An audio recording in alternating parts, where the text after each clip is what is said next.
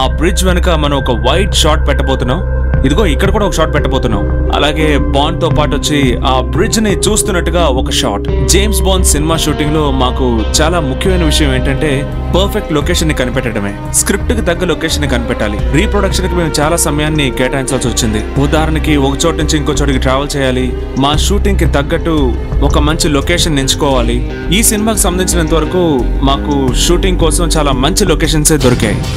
ఒక చోటేమో షాంఘాయ్, చాలా అందమైన ఊరు. ఒక బాండ్ సినిమాకి తగ్గట్టు అన్ని రకాల హంగులు మాకు ఆ ఊర్లో దొరికాయి.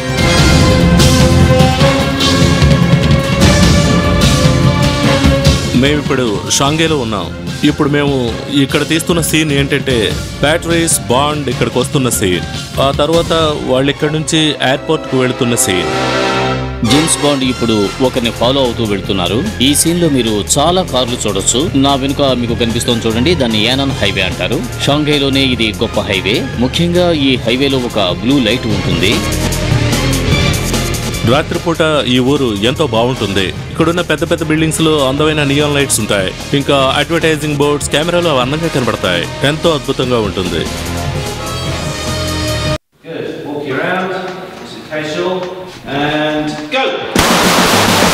ఈ ఒక field agent, తనెంతో capable,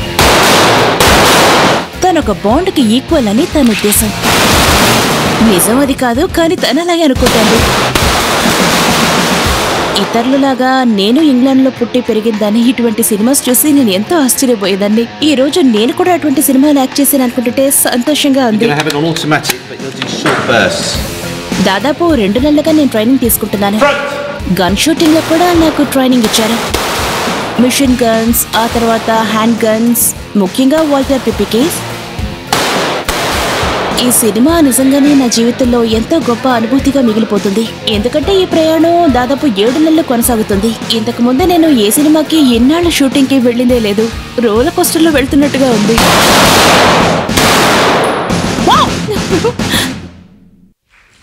Morning, thank you for coming. Press conference నిజంగా చాలా బాగుంది, కానీ నేనే మొదట్లో కాస్త కంగారు పడ్డాను. కానీ నా కో ఆర్టిస్టులతో కలిసి నటించిన తర్వాత నేను నా క్యారెక్టర్లో పూర్తిగా ఇన్వాల్వ్ అయ్యి నటించాను. ఈ సినిమాలో నేను శివరన్ అనే క్యారెక్టర్లో నటిస్తున్నాను. కథ మొదట్లో తను మంచమ్మాయి కాదని అందరూ అనుకుంటారు.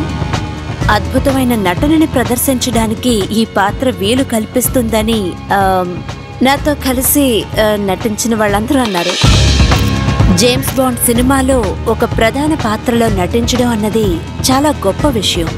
అది పాజిటివ్ క్యారెక్టర్ అవనివ్వండి, నెగిటివ్ క్యారెక్టర్ అవనివ్వండి, సైకోపాత్ క్యారెక్టర్ అవనివ్వండి, ఇందులో నటించడం నా అదృష్టం. ఇలాంటి సినిమాలో నటిస్తే గొప్ప పేరు వస్తుంది. జేమ్స్ బాండ్ సినిమాలో నటించిన వారందరూ ప్రతిభావంతులే.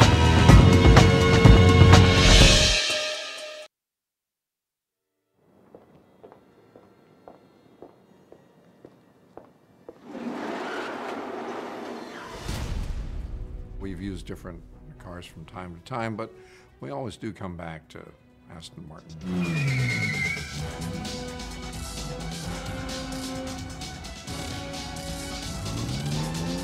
The DB5, is part of my boyhood, and it's part of, I think, my generation's boyhood. I mean, I had the toy, and I had my ejector seat, and I lost the little man that flew up out of and spent the rest of my childhood looking for it, buying various sofas. And then the little shield that comes up at the back, and but I felt like it was a thematic thing. It is about the old and the new, and there's something about the last part of the movie which is deliberately, very consciously, could have taken place in 1962.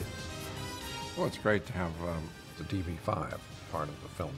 It's the signature car for Bond, and a classic one, his own personal one, is something the audiences look to see.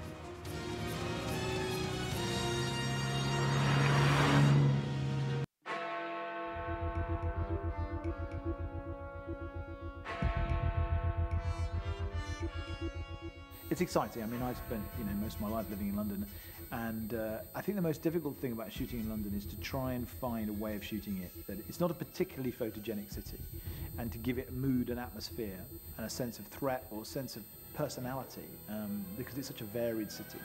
That's been a challenge. We had if we were going to shoot in London, we had to see parts of London we hadn't seen before, and also use the iconography, well, probably more than you would be able to do in most movies, because Bond opens a few doors. So we got the chance to close down Whitehall.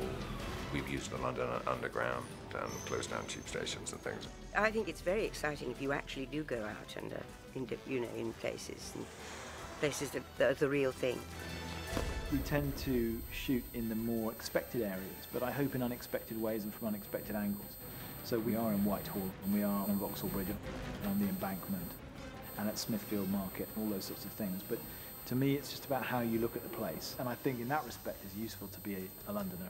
Sam and I wanted to make it British, and it's not some flag-waving thing that either one of us is interested in. It's just about basing Bond in Britain. And it's very exciting just to get out onto the streets and show London for what it is. We've made it look very beautiful and very dark and sinister at times, but it's Bond's home.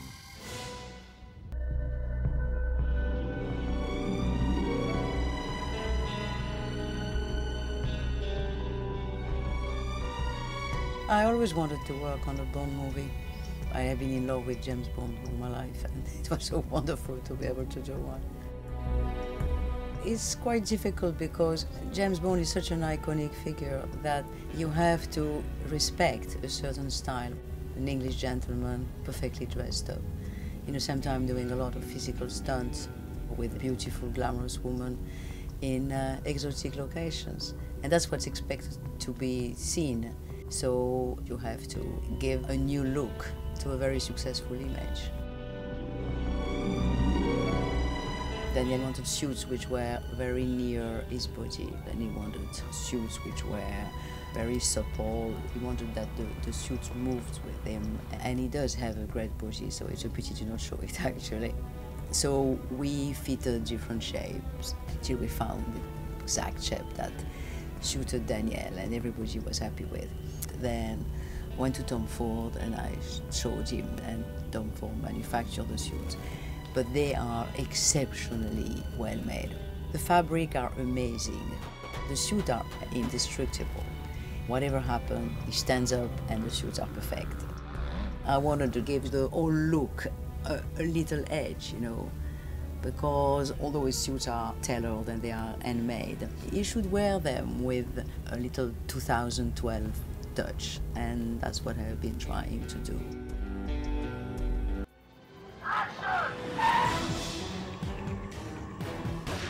I don't think it's enough to just look pretty anymore. You know, that may well have been true in the past, but certainly not now.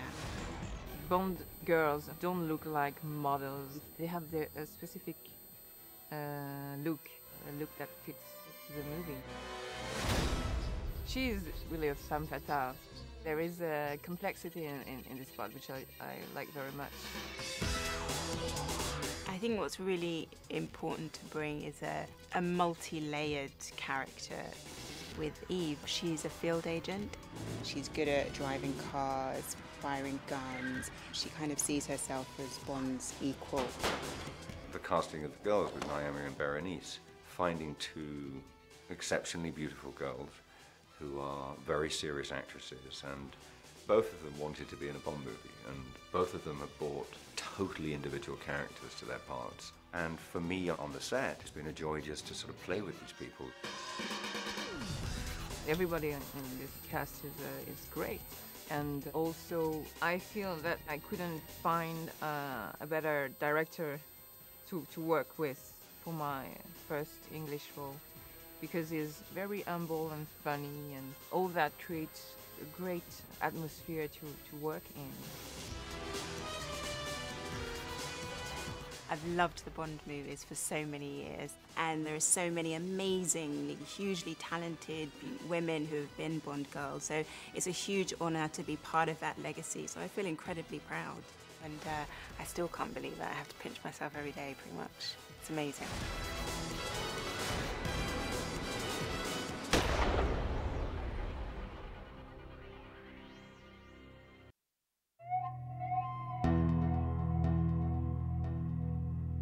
We wanted to be here because it is the most magnificent place. It's an incredible city. I think what we've got in store will combine the best of Istanbul and of Turkey without falling into cliche. What you have here in Istanbul is an ever-changing, evolving city, and we're very much trying to capture the city as it is now.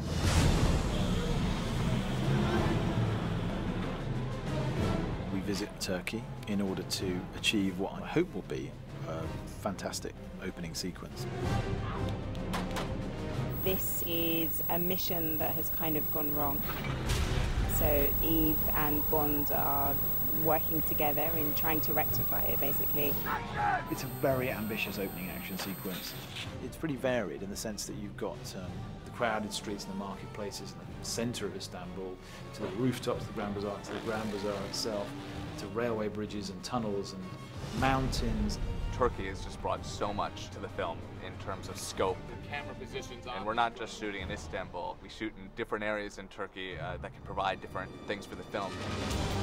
In terms of where we shoot, we've been to Adana, down in the southeast of Turkey, and a place called Fethiye, which is down on the Mediterranean coast, as well as Istanbul, which was new to me when I started this film, and I've fallen in love with. It's the most incredible city.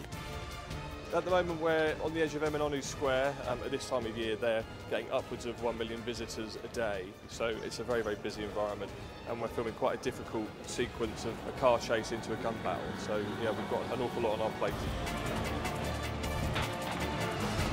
It's just such a pleasure to be here, just in such a wonderful, welcoming place. Turkish people have sort of welcomed us with open arms. It's just a very magical place for Bond to be.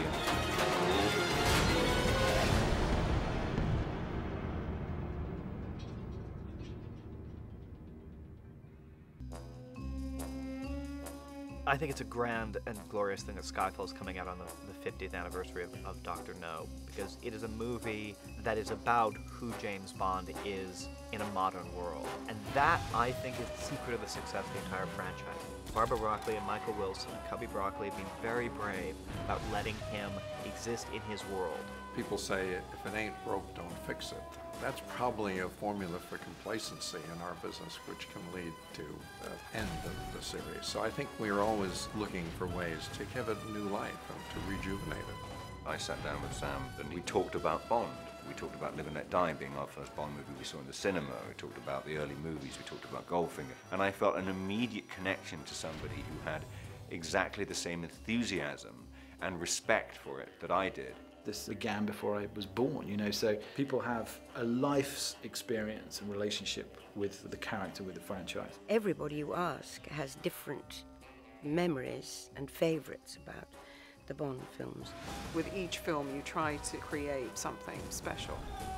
But they started with Dr. No, and they set the bar very high. There was a mixture of sex and violence, which I think at the time hit a nerve in audiences, i.e. that they liked it. But my mother disapproved of Bond to the extent that she had my father tear up a copy of The Man with the Golden Gun. 50 years is a long time for any series of film. I remember going to see the first one at the cinema. Who would have thought 50 years later they're still doing it? It's marvelous. First rule of show business, know your audience. And Cubby, he knew the audience for a Bond film. He knew what they were expecting, and he knew how to deliver it, and we just keep trying to do what he did.